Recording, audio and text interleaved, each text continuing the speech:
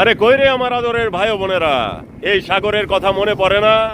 এই সাগর হাজারো মায়ের কোল খালি করেছে, হাজারো মাকে নিঃস্ব করেছে।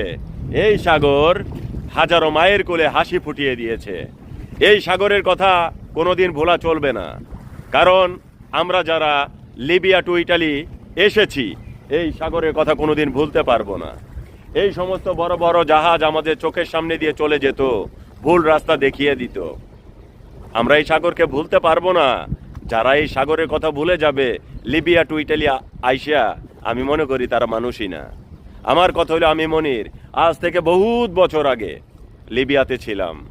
লিবিয়াতে থেকে তারপরে আমি এই সাগর পথে ইটালিতে এসেছি।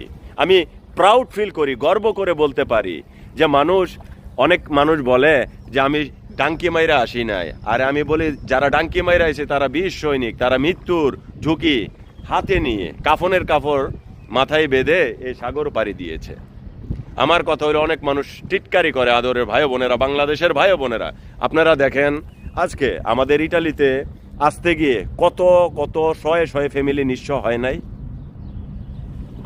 লক্ষ লক্ষ ফ্যামিলি বাংলার মাটি থেকে নিঃস্ব হয়ে গেছে। তাদের সন্তানকে হারিয়েছে, তাদের বোনকে হারিয়েছে, তাদের বাবাকে হারিয়েছে, তাদের ভাইকে হারিয়েছে।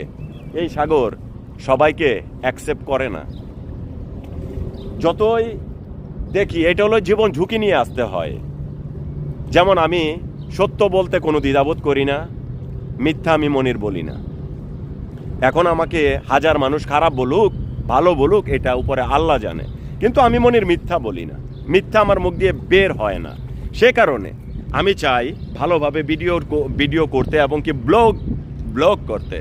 তো ব্লগ করি, যারা আমাকে চেনে জানে, বাংলার মাটি থেকে অনেক মা বোনেরা চেনে, বৃদ্ধ বাবারা চেনে যে আমি কেমন, আমার ভিডিও দেখে এবং কি আমি জানি না তারা নিচে নিচে ভিতরে কি বলে, কিন্তু যাদের মুখ থেকে শুনেছি আমার প্রশংসা করে বাংলার মাটিতে। হয়তোবা আর কোনোদিন দেখা হবে না, হয়তোবা একটা কাফনের কাপড় বাংলাদেশে রেখে আসছি। ওই কাফনের কাপড়টা হয়তো মৃত্যুর পরে কাজে লাগবে, ওইটাই আমার শেষ সম্বল। ওই কাফনের কাপড়, সৌদি আরব উমরা করতে গেছিলাম, উমরার কাপড়টাই আমার কাফনের কাপড়, আমি ওইটা মেনে নিছি। তো আমার কথা হলো, যতক্ষণ আমি বাঁচবো আদরের ভাই বোনেরা, আমি মনির হাসান সত্যের পক্ষে লড়াই করব। মিথ্যার কোনো প্রশ্রয় আমার কাছে নেই। এখন মানুষ আমাকে দুইটা গালি দে, খারাপ বলুক, তাতে কোনো আসে যায় না।